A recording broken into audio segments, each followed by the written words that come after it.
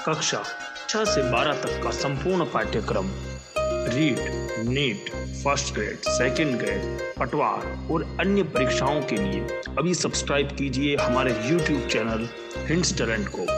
आपके सभी मित्रों तक शेयर कीजिए और यदि आपको वीडियो अच्छे लगे तो उन्हें तुरंत लाइक कीजिए। सभी विद्यार्थियों का स्वागत। आज हम बात करने जा रहे हैं परपरागण की, और सबसे पहले उन विद्यार्थियों की बात जिन्होंने हमारे इस वीडियो को, जो भी हमारे लिंक को YouTube से उन्होंने फेसबुक पर भी अपलोड किया और उन सब लोगों तक पहुंचाया जिन लोगों की इसकी आवश्यकता है। दोस्तों, ज्ञान बांटने से बढ़ता है, इसमें निस्वार्थ भाव से आप ये काम कीजिए। हमारे डॉक्टर, पुलिसकर्मी, सफाई कर्मी, अध्यापक सब लगे हुए हैं कोरोना महामारी पर बचने के लिए, और आप सभी भी अपने तरीके से इस लड़ाई की लड़ना है, हमको इस तरह से जीतना है। हर व्यक्ति सोचे कि हमारी तरफ से हम इस युद्ध में किस प्रकार से भागीदारी ले सकते हैं। कोई ज़रूरी नहीं कि हम बाहर निकले, कोई ज़रूरी नहीं कि हम ट्रैफिक को रोकें, ज़रूरी यह है कि हम किस प्रकार से अपने लेवल पर काम कर सकते हैं। जिन विद्यार्थियों ने इन लिंक को शेयर किया है उनको तहे दिल से धन्यवाद। चलिए, आज के टॉपिक में हम बात करेंगे परपरागण। देखिए, परपरागण का मतलब क्या हुआ? जब एक पुष्प के परागकण उसी जाति के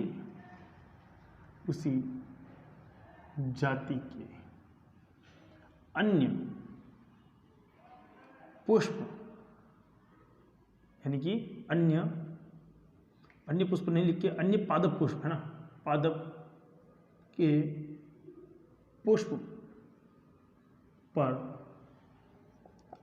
स्थानांतरित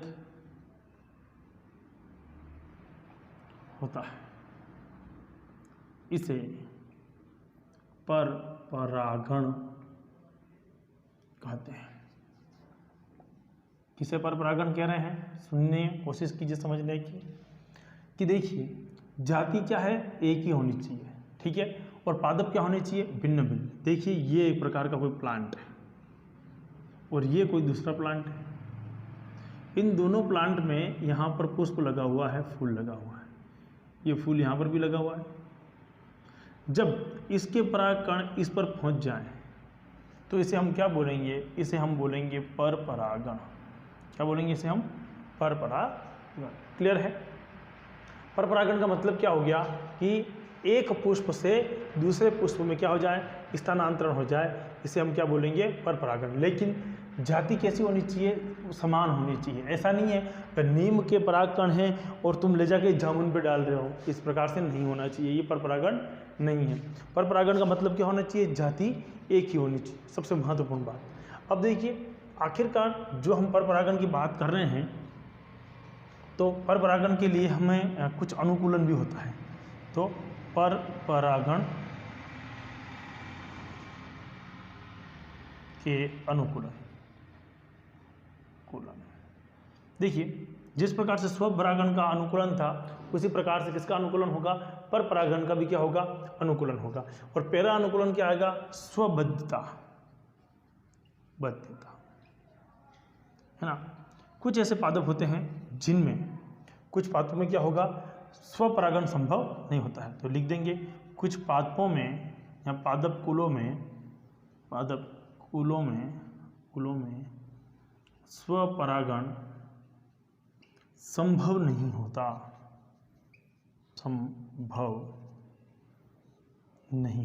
क्यों नहीं होता? क्योंकि उनमें क्या होगा? उनमें क्या पाया जाएगा? स्वबद्धता पाई जाती है। जैसे कि आपका एग्जाम्पल है अंगूर। अंगूर के अंदर कभी भी स्वपरागण नहीं हो सकता। क्यों नहीं हो सकता? क्योंकि उनकी कुछ संरचना है और स्ट्रक्चर भी कुछ इस प्रकार की बनी होती है कि स्वपरागण होने ही नहीं देगा। अच्छा, दूसरा महत्वपूर्ण बात क्या होती है? भिन्न परिपक्व काल। देखो, वहां पर समपरिपक्व काल था या समान परिपक्व काल था, यहाँ पर क्या हो गया? भिन्न परिपक्व काल। यानी कि नर व मादा, इसको अपन नर कहते हैं ना, याद रखना, और इसको अपन क्या बोलते हैं? मादा, बायोलॉजी में। नर और मादा युग्मकों का निर्माण एक ही समय नहीं होता, मतलब परिपक्वन तो होता है पर एक ही समय नहीं होगा। जैसे मान लो अगर परागकण बने उस समय जायांग का विकास नहीं हुआ था, और जब जायांग बड़ा हुआ तब तक परागकण गिर चुके थे। मेरी बात समझ में आ गई? जब परागकण बने तब जायांग का विकास नहीं था, और जब जायांग का विकास हुआ तब परागकण नीचे गिर चुके थे, है ना, परागकोश नीचे गिर चुके थे। ऐसी परिस्थिति में अपन क्या बोलेंगे? भिन्न परिपक्वता बोलेंगे। अब ये जो भिन्न परिपक्वता है ये भी हम दो प्रकार से ले सकते हैं। एक होती है हमारे पास में पूर्णता, और एक होती है स्त्री पूर्णता। देखिए पूर्णता और दूसरी हमारे पास में क्या होगी? स्त्री पूर्णता।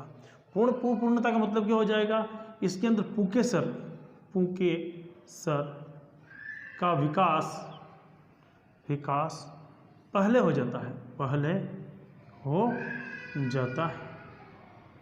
पुंकेसर का विकास क्या हो जाएगा? बोलो, पहले हो जाएगा। एग्जाम्पल क्या आएगा? गुड़हल में क्या होता है? गुड़हल जो है उसमें क्या होता है? पुंकेसर बड़े होते हैं। आपने देखे भी होंगे गुड़हल के फूल को, पुंकेसर क्या होते हैं? जल्दी विकसित हो जाएंगे। दूसरी आएगा हमारे पास में स्त्री केसरता। इसमें क्या आएगा? एग्जाम्पल इसका होता है चंपा। क्या होता है? चंपा। और इसमें क्या होगा आपका? तो स्त्री केसर का विकास पहले हो जाता है। देखिए पहले क्या हो रहा था? इधर क्या हो रहा है? पूर्णता में क्या हो रहा है? पुंकेसर का विकास पहले हो रहा है, और स्त्री केसर में क्या हो रहा है? स्त्री केसर यानी कि क्या हो गया हमारे पास में? जायांग का विकास पहले हो रहा है। तो क्लियर कट ये समझ लेना है कि एक में नर भाग का विकास पहले हो रहा है और एक में मादा भाग का विकास पहले हो रहा है। जो लोग इसे रीड की दृष्टि से पढ़ रहे हैं या सेकंड ग्रेड की दृष्टि से पढ़ रहे हैं, फर्स्ट ग्रेड की दृष्टि से पढ़ रहे हैं, वो लोगों को मैं कह देता हूँ कि पूर्णता में वो नाम पूछ लेगा कि एक एग्जाम्पल कौन सा है, तो उसमें गुड़हल याद रखना है, और स्त्री पूर्णता में पूछ लेगा तो आपको चंपा का फूल याद रखना है, ध्यान रखना। एक पॉइंट और आता है हमारे पास में, ये तो दो हो गए। तीसरा आता है हरकोगेमी का मतलब क्या होता है? अवरुद्धता। यानी कि प्लांट के अंदर ही कुछ फंक्शन इस प्रकार का बन जाएगा कि वो क्या कर देगा? स्वपरागण को अवरुद्ध करने का काम करेगा। उसे क्या बोलेंगे अपन? हरकोगेमी। तो ध्यान देना, हरकोगेमी किसे बोल रहे हैं? कि पादप की संरचना ही अवरोध उत्पन्न करती है।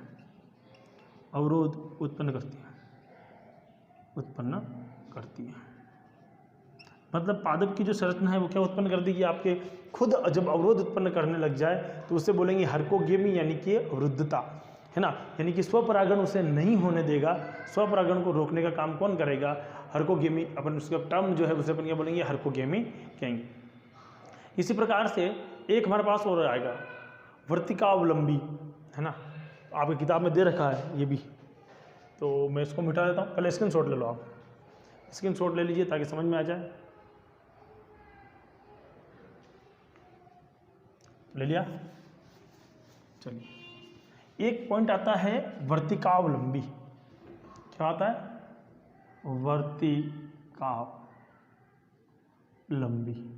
वर्तिकावलंबी का मतलब क्या होता है? इसमें क्या होगा? वर्तिकाएं अधिक लंबी हो जाती है, तो वर्तिकाग्र का भाग अधिक लंबा हो जाता है। अब देखिए पुंकेसर तो है इतने बड़े और वर्तिकाग्र होगी इतनी बड़ी, तो जो परागकण हैं वो गिर के नीचे गिर जाएंगे और वहाँ तक पहुँच नहीं पाएंगे। जब ऐसी परिस्थिति उत्पन्न हो जाती है तो उसे हम बोलते हैं वर्तिकाग्र लंबी। कैरियोफिलेसी इसका उदाहरण है। कैरियोफिलेसी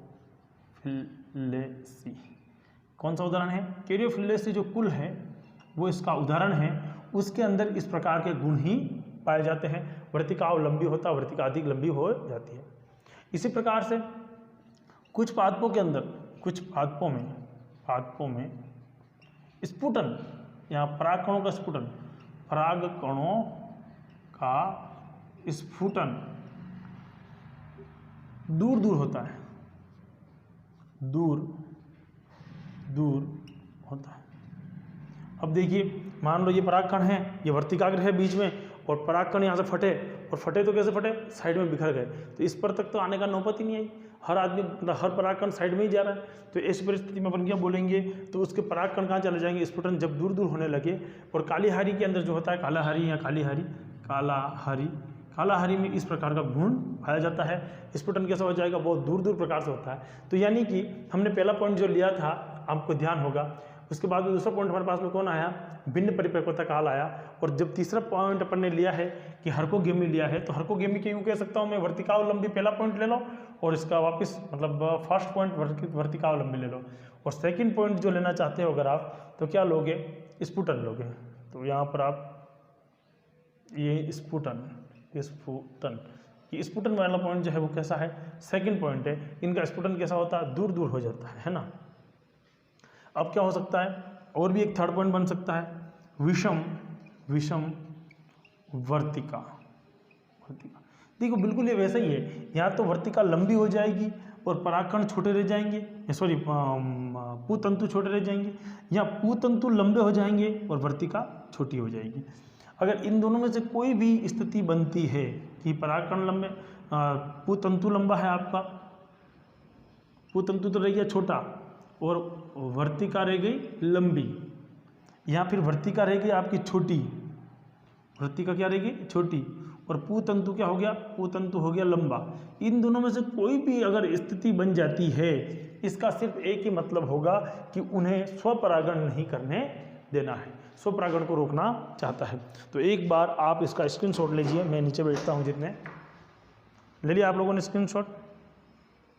चलिए साहब अगला पॉइंट देखते हैं अपने पास में, परपरागण की विधियां कौन कौन सी। देखिए अगली क्लास जो आएगी, यानी कि कल 12 बजे 12 से 1 के बीच में जो अपलोड होगी, उसमें हम पढ़ेंगे परागकण की विधियां और उसके आगे वाला पॉइंट। आज हम 3 बजे वाली क्लास में जो मिल रहे हैं वो हम रीड के लिए मिलेंगे, और शाम को जो क्लास होगी वो 10वीं कक्षा की होगी। अगर आपको लगता है कि क्लास की संख्याओं को और बढ़ाया जाए, तो बस बात इतनी सी है कि आपके जितने मित्र हैं उनको शेयर कर दीजिए। जितनी आप ज़्यादा शेयर करेंगे, हम क्लास की संख्या उतनी ज़्यादा बढ़ाएंगे, क्योंकि उत्साह बढ़ना चाहिए, उत्साह किसी का भी हो, बढ़ना आवश्यक है। तब तक अपने घर में रहिए, सुरक्षित रहिए, सारे काम अपने हाथ से कीजिए, किसी दूसरे के भरोसे मत रहिए, और अगर कर सकते हैं तो कुछ रसोई में भी हेल्प कीजिए, जो भी आपके मन में हो कीजिए, लेकिन घर से बाहर मत निकलिए। ये सरकार की जिम्मेदारी नहीं है, ये हमारी खुद की जिम्मेदारी है। अगर लॉकडाउन खत्म भी हो जाता है तो लॉकडाउन सरकार की तरफ से खत्म होता है, कोरोना वायरस की तरफ से नहीं। जय हिंद, जय भारत।